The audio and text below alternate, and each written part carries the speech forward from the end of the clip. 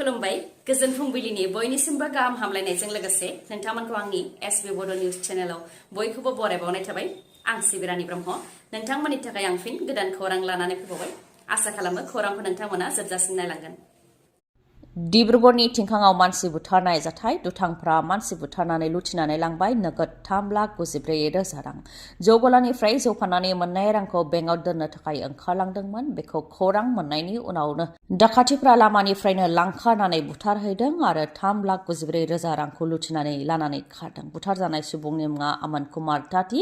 बिथाङा थिंखाङाव थानाय SBI बेंकआव रां जमा दोननो थाखाय स्कुटिजों थांदोंमोन। बेखौ खौरां मोननायनि उनावनो दुथांफोरा अमन कुमार तातीखौ लांखारदों। बेनि उनाव बुथारनानै गारनानै दोनदों। जौगलानि बिगोमाया फोरमायथिनाय बायदिब्ला सानजौफु 12:50 समाव जौगलानिफ्राय रांखौ लानानै ओंखारलांदोंमोन। उनाव फन हरब्लाबो मोनैनि थाखाय थिंखांनि असिनो खौरां होफैदोंमोन। बे लेखायै असिया फनखौ ट्रेस खालामनानै नायनायाव बेलासि 3:30 साहा बागानाव गोथै देहाखौ बोखांनो हादों। साहा बागाननि नालानिफ्रायनो बोखांनो हादों अमन कुमार तातीनि गोथै देहाखौ। बे लुथिनाय जाथायाव सोरनि आखाइ दं बेखौ दासिम हमनो हाथ'नाय जायाखै। नायबिजिरनाय जागायबाय होननानै फोरमायथिदों पुलिसआ। खाम्फा बरगयारिया BPF दोलो एंगारनायनि लाइजाम हरनायखौ बोखांनानै लाफिननो थाखाय खावलायदों लाइमोन BPFनि दैदेनगिरि प्रहलाद ब्रह्मआ। खाम्फा बरगयारिया BPF दोलो एंगारनायखौ दुखु मोननाय फोरमायथिनायजों लोगोसे मा जाहोननि थाखाय खाम्फा बरगयारिया BPF दोलो एंगारदों बेनि सायावबो बिथाङा फोरमायथिदों। बिथाङा फोरमायथिदों दि खाम्फा बरगयारिया सासे सोमावसारग्रा दैदेनगिरि आरो हाग्रामा महिलारीजोंनो जयैनो सोमावसारनानै BTCखौ सोरजिदोंमोन। हाग्रामा महिलारीया बिथांखौ अननानै डिपुटि चिफ बानायदोंमोन आरो रायजो राजाफोरनि अननायाव खेबथाम देरहादोंमोन। नाथाय दा बिथाङा रायजो राजाफोरखौ बेबायदि खालामलांबाय। बिथाङा रायजो राजानि मोजांनि थाखायसो साननो नांगौमोन होननानै बुंथियो। बेनि अनगायैबो BPF एंगारनायनि सायावबो बुंथियो दि बिथाङा BTC बिसायख'थि आरो MP बिसायख'थियाव जेनबोदों। बेनिखायनो गोसोआव डिप्रेसन जादों जायनि थाखाय गोदान राजखान्थि जागायनो नागिरदों होननानै बुंथियो प्रहलाद ब्रह्मआ। ओजोंहाय खाम्फा बरगयारिया BPF दोलो एंगारनायखौ लानानै लाइमोन BPFनि गुबुन दैदेनगिरिफ्राबो बिजाथाय होदों आरो खाम्फा बरगयारिया दि UPPLआव हाबनो हागौ बेखौबो फोरमायथिदों। खाम्फा बरगयारिया UPPLआव थांनानै रायजो राजाफोरजों रायजानोसो थांदों नामा आरो प्रमद बर' सोरखारा मावनो हायै दायखौ रुजुननो थांदों नामा होननानै सोंथि खालामो।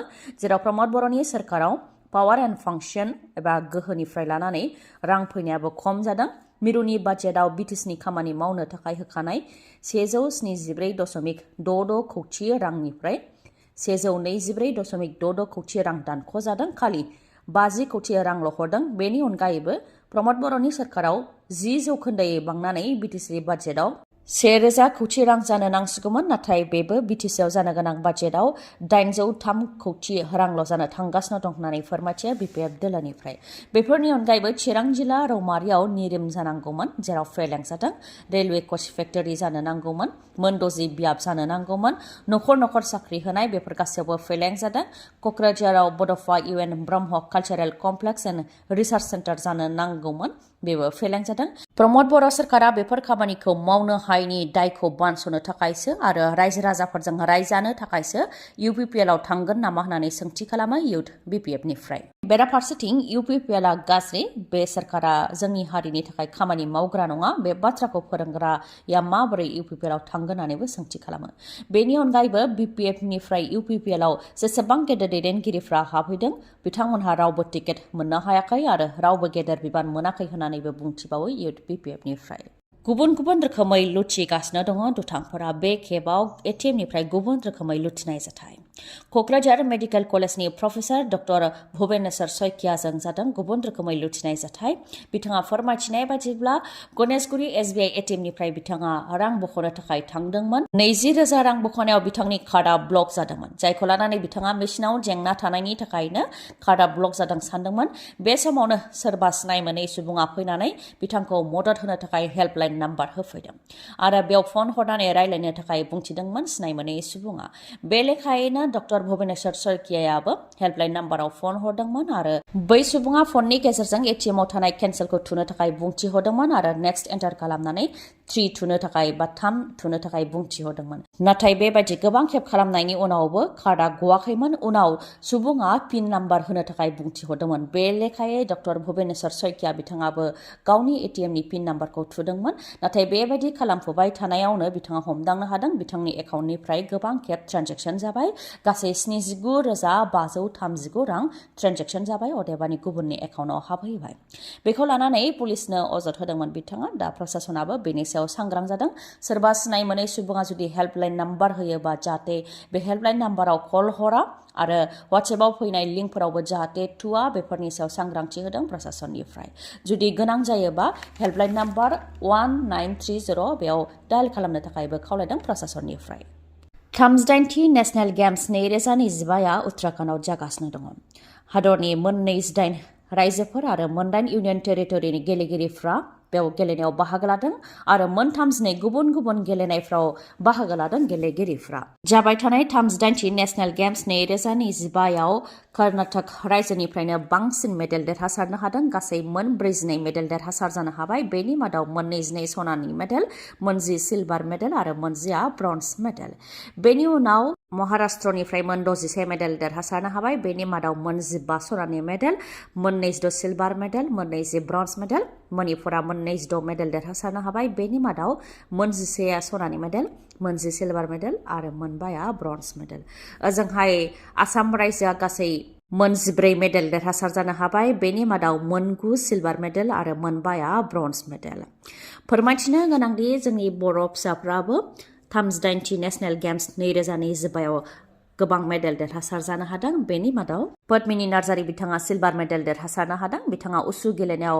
सिलभार मेडेलखौ देरहासार जानो हादों बिथांनि अनगायैबो कक्राझारनि सानमा ब्रह्म बिथाङाबो सिलभार मेडेल देरहासार जानो हादोंमोन बिथाङा उसु गेलेनायाव बे मेडेलखौ देरहासार जानो हादोंमोन लोगोसेनो लभ ब्रह्म बिथाङाबो ब्रन्ज मेडेल देरहासारनो हादों जाबाय थानाय 38थि नेशनेल गेम्स 2025 आव बिहामजो खारबाय थानाया जोंनि समाजनि थाखाय जोबोद लाजिनांथाव आरो बेराफारसेथिं सानोबा जोबोद दुखुनांथावबो मा जाहोननि थाखाय सानफ्रामबो बिहामजोफ्रा खारबाय थानो गोनां जायो फिन आरोबाव सासे बिहामजो गोमाबावबाय गसाइगाव जारागुरिनिफ्राय गोमादों सासे बिहामजो गसाइगाव महकुमानि सिङाव थानाय सेनं जारागुरि गामिनि उखिल इसवारीनि फिसाज्ला आलमादाद इसवारीनि बिसि रिना मुसाहारिया गोमानानै दङ बिथाङा गावनि 3 खावसे बोसोर बैसोनि उन्दै फिसाजोखौ लोगोआव लाफानानै गोमानानै दङ थांनाय 31 जानुवारिनिफ्रायनो गोमानानै दं होननानै फोरमायथिदों गावनि बिबौ लोमजानायखौ नायनो होननानै न'निफ्राय ओंखारलांदोंमोन नाथाय बे समनिफ्रायनो जेबो खौरां गैया होननानै फोरमायथिदों न'खरनि सोद्रोमाफ्रा गोबां नागिरबाय अब्लाबो मोननो हायाखै पुलिस थानायावबो एजाहार होदोंमोन नाथाय जेबो मोननो हायाखै बेनिखायनो रायजो राजानिफ्राय मदद हास्थायनानै खौरां बिजोंनि गेजेरजों बिहामजो गोमानायखौ फोरमायथिदों बेनिखायनो सोरबाफोर रिना मुसाहारिखौ नुसनबायोब्ला जाहाथे न'खरनि सोद्रोमाफोरनो खौरां हरो बेनि थाखाय खावलायहरदों खौरां हरनो थाखाय 6900944804 नङाब्ला 9957186874 बे नाम्बाराव खौरां हरनो हागोन मैया सरस्वती फुजानि समाव गुबुन गुबुन जायगायाव गोबां जाब्रबथायफोर जादों थिग बेबायदिनो बङाइगावनि सागथलायावबो गंसे रयेल एनफिल्ड मटर साइकेलखौ सौख्रांदों जेराव साइकेलजों थांबाय थानाय बिसि आरो फिसाया गाज्रियैनो जोखोम जानो गोनां जादों ओजोंहाय मटर साइकेल सालायग्रा साकिला आहमेदाबो जोखोम जानो गोनां जादों मटर साइकेलनि सौख्रांनायाव गाज्रि जोखोम जानो गोनां जादों 65 बोसोर बैसोनि नौशाद आली आरो बिथांनि बिसिया उनाव बिथांमोनखौ लवार आसाम देहा फाहामसालियाव लानानै फैनाय जादों ओजोंहाय सनितपुर चारिदुवारावबो गंनै मटर साइकेलनि गेजेराव गोख्रोङै सौग्रावलायनाय जाथाय जादों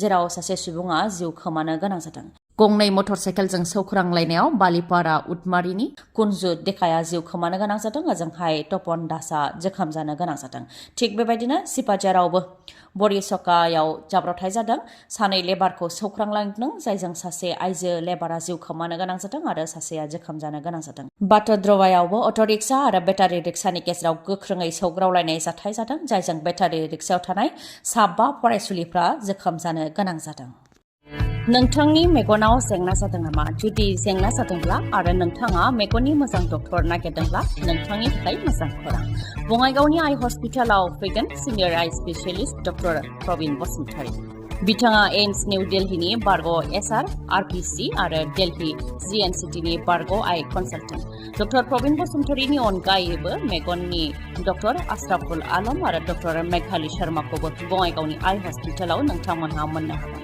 लोगोसेनो कम्पिउटार पेकनि गेजेरजों केटारेक्ट सार्जारि खालामनो हागोन जेराव जेबो सानाय गैयालासे सुथेनाय गैयालासे आरो गोख्रैनो गाहामाव फैफिननायखौ नोंथांमोनहा मोननो हागोन आबुं थङा जाहैबाय बङाइगाव लवार आसाम हस्पिटालनि उल्था दिगाव बास स्टेन्डनि साखाथियाव फुंनि 10 रिंगानिफ्राय मोनाबिलि 7 रिंगासिम मेगननि डक्टरखौ मोननो हागोन बे बङाइगावनि आइ हस्पिटालाव माबाफोर सुलुं लानो गोसो दंबावोबा नोंथांमोनहा 6900949900 बे नाम्बाराव खौरां लाहरनो हागोन गोजोन्थों दिनैनि खौराङा एसेनोसै खौरांखौ जोबजासिम नायनायनि थाखाय गोजोन्थों नोंथाङा आंनि चेनेलाव गोदानबा सानफ्रामबो फुंनि समाव खौरां मोननो थाखाय चेनेलखौ साबस्क्राइब खालाम आरो बेल आइकनखौबो क्लिक खालाम लोगोसे खौरांखौ मोजां मोनदोंबा लाइक कमेन्ट आरो शेयार खालामनो दाबाव गोजोन्थों